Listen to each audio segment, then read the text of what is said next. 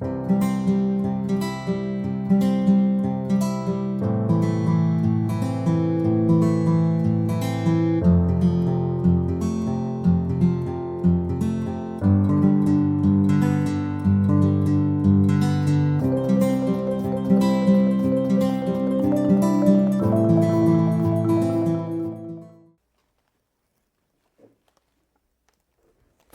good morning again. So wonderful to be here. Thank you for inviting me. And thanks to Reverend Karen for inviting me. I was here in January, early in,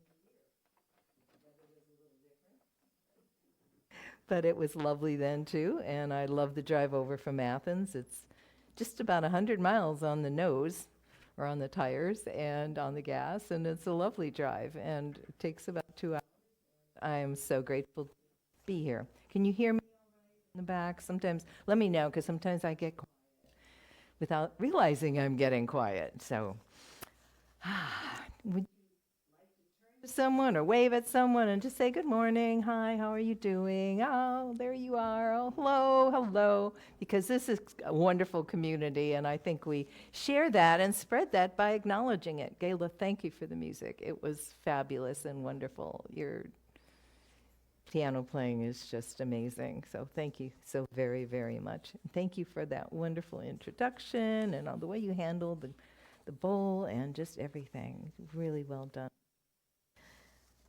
So today, I don't know if you knew this, but for the last couple weeks, we were having Olympics, Olympics, Olympics, Olympics, Olympics. And even if you don't watch TV, you probably heard Olympics are going on. And it's been something that I've been actually trying to kind of measure my time so that I'm not watching it all day long. Plus, it's on late at night if you missed it in the daytime. And then there's things on internet too. But it has touched me in some ways. And I thought about connecting that with sometimes the missteps we take in life. And you know, in unity teachings, there's really no errors. We can have some error thinking. Unity doesn't believe in sin, it's missing the mark or being unripe. But sometimes we feel perhaps like we've made a misstep. And to me, that is kind of targeted or really comes to light with one specific thing in the Olympics. And it's part of the gymnastics, and it's the balance beam. Oh my goodness, I can barely watch it because I'm not really afraid of it, but I go, oh, I know they do those leaps and they do so many other things and flipping and Simone Biles, oh my gosh, she can fly. I mean, the woman can fly, absolutely. But that balance beam, so I'm trying to remember if we actually did that at all in my high school or middle school, which was a very long time ago, and I'm not sure that they did. So I've been kind of playing with that concept all of this week. Couple of quick announcements before we go further into that. If you didn't get the Unity booklet, I brought some extras to hand out today, and there's some in the back or waving that, so yes, pick one up if you don't have one. Second announcement, I will be over in do we call it the manse? The manse, doing Karen's Corner after the service for just general discussion for a while. I did that last time I was here in January, and it was such fun. Plus, we got to get to know each other better and talk and have fun. The third thing is you may have heard about this, is a UMass retreat. Now, what is UMass? UMMAS, and ummas.org is the website for Unity Ministers of the Mid-Atlantic States. And they put on a retreat every year. I've been going to them for, probably, I was 19 years at Unity Athens, so probably about 19 years. And for the last couple of years, it's been held at Lake Junaluska, which is a beautiful retreat center and hotel and lake, and they got swans, and they got kayaking, and they've got beautiful trails, and there's mountains around the lake. And I have one of these flyers. I'll put it in the back and over in the manse when I'm done. And the early bird registration is tomorrow, so That's kind of short notice, but I did want you to know about that. So, end of announcements. Yay! We used to say at Unity Athens when we're done with announcements. Yay! Announcements are over. The balance beam. I watched several, I think it started with Jordan Childs when she slipped off the balance beam, and I'm gasping at home. You know, it probably happened 4 hours before I actually saw it on the TV. And the ones I've seen, like in playgrounds with my grandkiddos, are very low. They're right down there on the ground. This is, it's up, and looks slippery. And then later on in the gymnastics trials and going to the finals, quite a few people slipped off of it. So I thought when I'm out walking, which I do in my neighborhood, I used to walk a lot more when I had my little dog, Mr. Pancake, before he made his transition a couple years ago. We used to love to walk, so I still get in that habit of walking in the neighborhood. So I was walking down one of the streets, and I thought, well, what did I learn from listening to all of the balance beam things? So I'm going to pretend this street is the balance beam. It's really wide, right? And it's really low, and I'm not going to fall off of it no matter what I do. I could trip probably and, maybe stumble a little bit. So there were some black marks on the concrete, I think from where it had been repaired, tar marks. I'm just doing this, and I'm actually, even that on the ground with the mark, and not way up in the air, with some pretty good shoes on, and not trying to win some kind of medal. I was wobbling a little bit. And I remembered what they kept repeating, the announcers, during that event, is that the gymnasts have trained themselves not to look at their feet, to always look at the end of the balance beam. That's how they keep themselves stable. That's how they keep their balance. That's how they keep from falling. End of the balance beam. So I even tried that.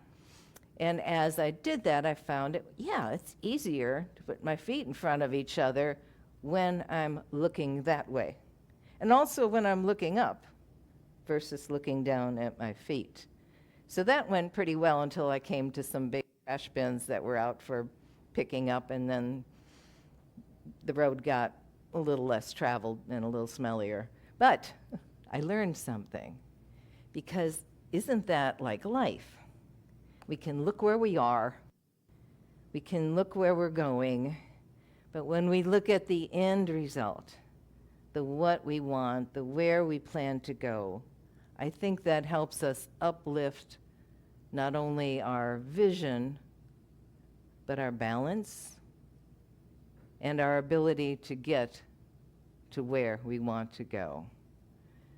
There's a mystic you may have heard of, Neville Goddard, who lived in the 1800s to the early 1900s. An amazing man. He studied under an Ethiopian mystic that lived in New York called Abdullah. And Neville wrote a lot of things at the time, and there's a lot of things, again, on the internet from him. But he always talked about thinking as if you're already where you want to be. And there's a long story that I won't go into about how he got a trip to Barbados, where his family was, and he wanted to be there for Christmas.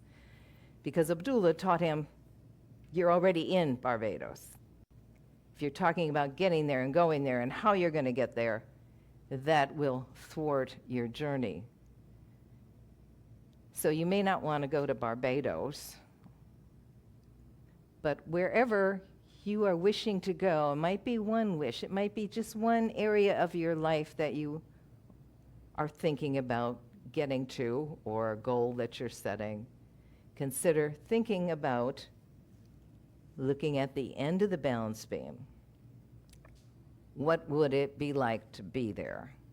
And lifting your vision up rather than all the possible stumbling that might happen along the way. I'm really good at looking at all the stumbling that could happen along my way. But I learn, as we all do, from our stumbles also. And I think that's part of it, too, for me, is to be okay with our stumbles. I noticed that none of those gymnasts started bawling and walking off of the court, or whatever you want to call the area that they work in. Some of them looked very disappointed. Some of them you could see in their faces that they knew that they were going to get points taken away. But they kept going, right? And I think that's a good reminder for me when I stumble or fall, or it just looks like, hey, I cannot do this. It's not going to happen in the time frame I want. I can't get there. There's not enough money or time or support or whatever it is I think I want. I need to remember to keep going in the direction of my dreams.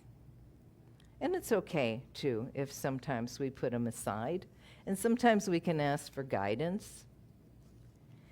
Don't know if you're familiar with Pamela Grout, an author. She wrote E Squared, which was, I think, her first really big New Thought success, and E Cubed, great prosperity books, and can't think of the titles of the other ones. And she has newsletters that she sends out, and she told and it's short, a story about another author.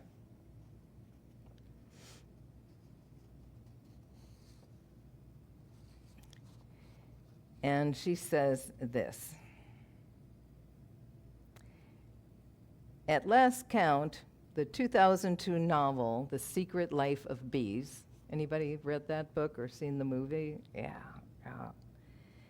It's been, as of 2002, it had been translated into 35 languages. It was made into a movie starring Queen Latifah, Alicia Keys, and Dakota Fanning.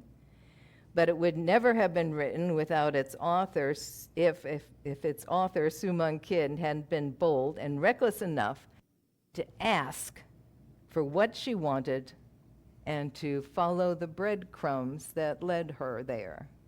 I kind of think of breadcrumbs as a balance beam, too.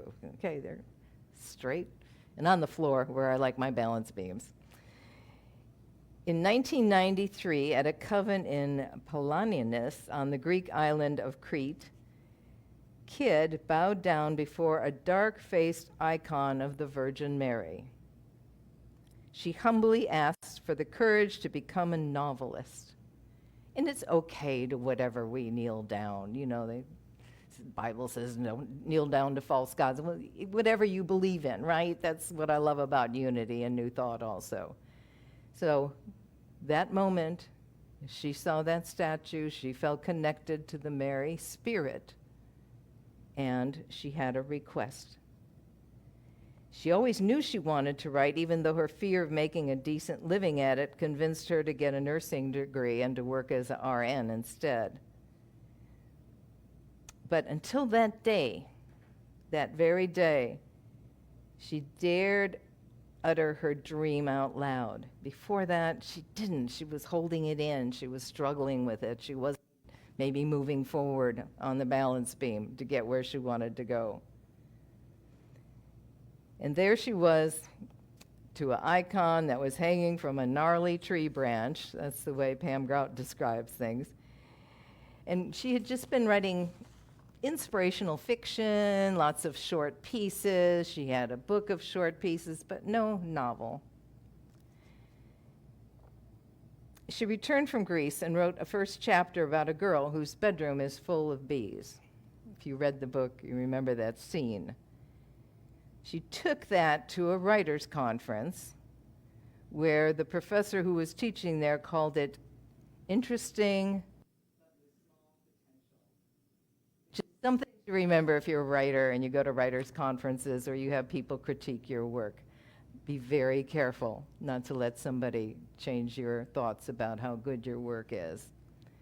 But anyway, so even though she was personally being nudged to write a book, she turned that chapter, instead of into a novel, into a short story and promptly forgot about it.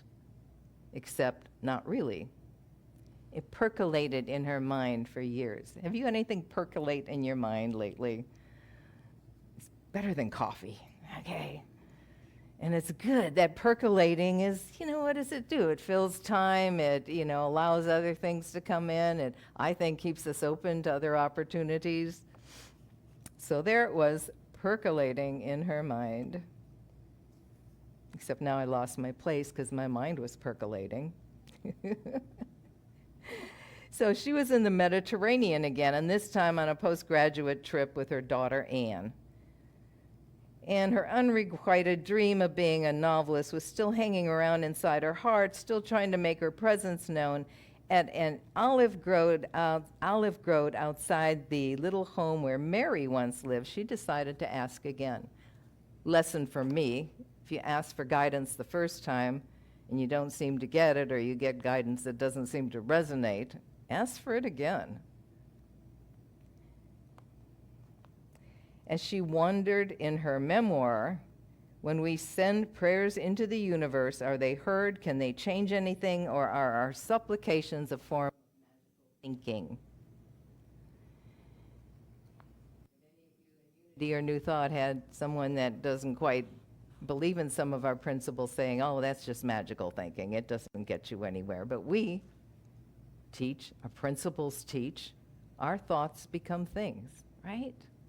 Our thoughts become things. I can't say, okay, there's an elephant in the room and it'll show up. But I wouldn't be surprised if I see a picture of an elephant today, and I'll remember y'all if I do that. So she asked again. She wanted guidance, a clear sign about the novel. No sooner did she leave the little prayer chapel to rejoin her daughter when a bee landed on her left shoulder.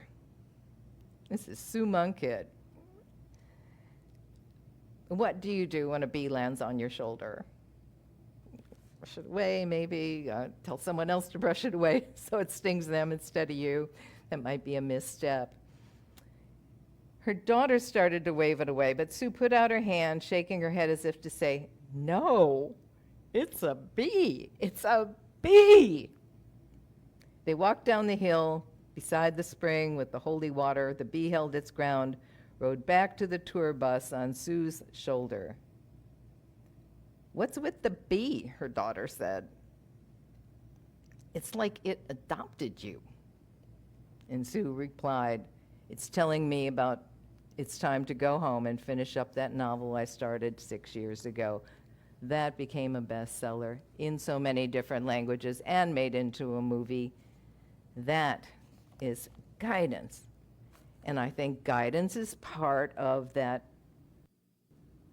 life path we walk. Are we stopping? Are we asking for guidance? Do we listen to it when we get it?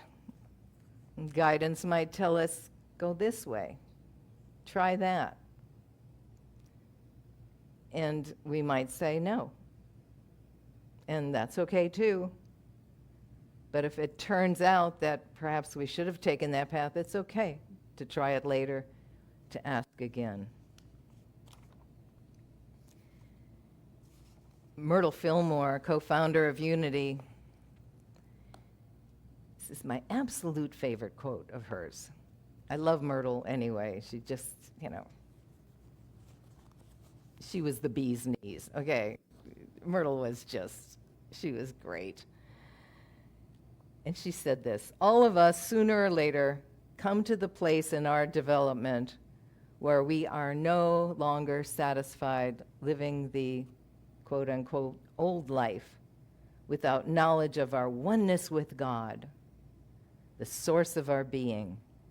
Sometimes when we reach this point in our soul's progress, we do not at first know just what's taking place. We may become restless and dissatisfied. We may go through experiences which we do not understand. We may even be tempted to think that our good has gone from us.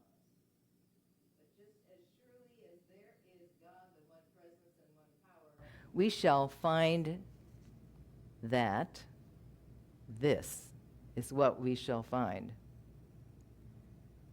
We are but going from one room, as it were, into another larger and lighter room. That has nothing to do with the balance beam, but I guess we could picture a balance beam going through one room into another room.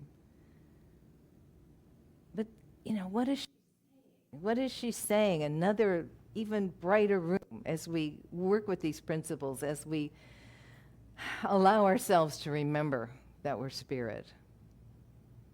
As we walk through life with our eyes open, that every circumstance, every person, everything that's shown to us has bigger and deeper meaning. Or maybe it's just there to surprise and delight us. I think I talked about that when I was here in January. It's what I look for every day, for the universe to surprise and delight me. And I write it down. Sometimes it's little things. Sometimes it's bigger things. I was in the grocery store about a month ago, and there was a woman, maybe in her 80s or 90s, in a wheelchair, and she was kind of getting in it to go into the store, and she had a couple of family members or friends with her. They were like at the door. There was another family that has just come through the checkout, and a little boy about 4 years old saw the woman in the wheelchair. They were about maybe 20 yards apart at that point. That little boy, eyes lit up, and he went running toward the woman in the wheelchair and gave her the bestest hug that I think I've ever seen. And I'm thinking to myself, oh my gosh, maybe it was like a neighbor or a relative. They didn't look related because of their differences. That little boy didn't know the woman. I stood around long enough to find out the two families started talking about what a joy it was that little child ran up to her. And I'm thinking, he saw God in her, or he saw some bright light in her, or she radiated so much light that she just lit him up. And then I thought, thank you, God, for showing me that, for me to be in the store at that moment to see that example of a teaching or something I can remember. Am I lighting up when I see somebody? Can I connect on a deeper level to people I do not know? Psalm 119, verse 105. Your word is a lamp to my feet and a light to my path. So balance beam. Sometimes we carry things with us, maybe none of you do, of the past, of things you wish you could do over, change, something that seemed like a mistake, and oh, damn, if I hadn't done that, then this and that wouldn't happen. Or if I had done something, then this and that happened. Or, oh, I shouldn't have said that thing years and years ago. As I was thinking about this, I remember I occasionally tell a story. I got angry at my mother when I was, 4 or 5. Something maybe 2, because in that age when kids say no to everything, something she did upset me, and I took my doll and I threw it at her, and it broke her glasses. I don't know why I told that story so often. I guess because I was still feeling like, I love my mom, and she transitioned about 15 years ago. It's like, have you not forgiven yourself for that, Bronte? I mean, you teach forgiveness? Do you think that she carried that even to the end of her physical life, thinking about the day you hit her with your doll? Because you probably apologized every year since that point and she left her body. I said, no, you need to look at this. Maybe talk about it some Sunday, so thank you. I'm finally getting to process this. To stop telling that story. It was a misstep. It was the missing the mark. And I was a little kid. Maybe it taught me to speak up when I'm mad. I don't know. But you can bet I'm not going to tell that story anymore, except I told it today. So, check that mark. But these missteps, you may be carrying something around that you keep thinking about. The path not taken. The path taken. The path that never showed up. The path that you tried to make and it just got too rocky or whatever. And to know that we are these physical incarnations of spirit. And we can use our thoughts and our energy and our connection and our prayers and our time in meditation to do incredible things. And our past, every single part of it has led us to right now. Right now. Right now. And as we forgive others in a forgiving sense of, okay, last time I need to forgive. Because I can't keep doing it again and again and again. That's not forgiveness. That's carrying it with me. But as we forgive ourselves and we know that we do misstep, we sometimes don't look at the end of the balance beam. We're looking at our feet, or we're looking at our past, or we're looking, as they even said in the Olympic Games, that it seems like once one person has a problem on the balance beam and slips, it's like contagious, and a bunch of the others do too. And even that's okay. So perhaps a lesson to take with us today is to remain open to guidance,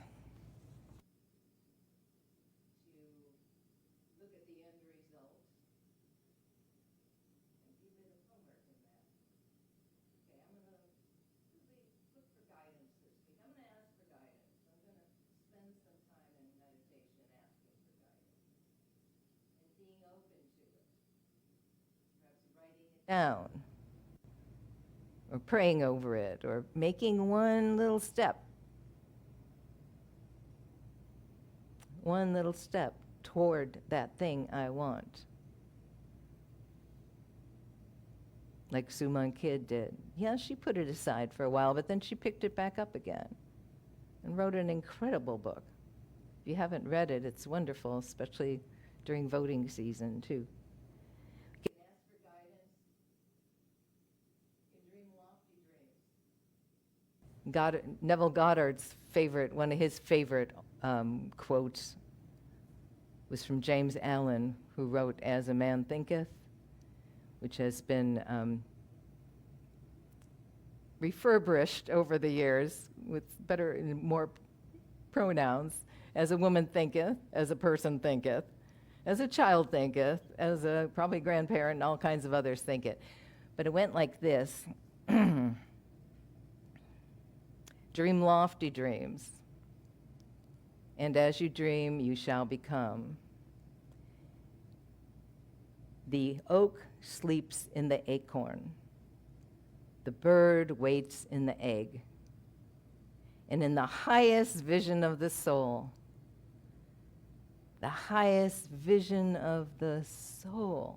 a sleeping angel stirs. Dreams are the seedling.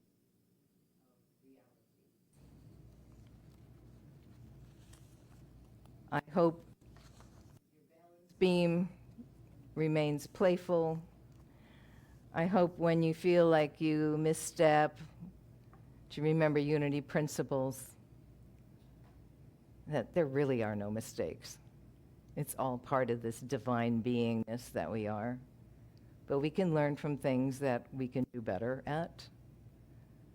We can apologize for a word we may have used to hurt somebody, or apologize over the others to someone that's no longer in our experience.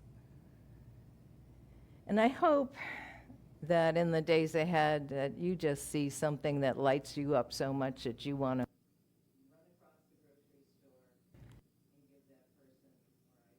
a great big hug. Thank you so much for being here this wonderful community. And I love this community.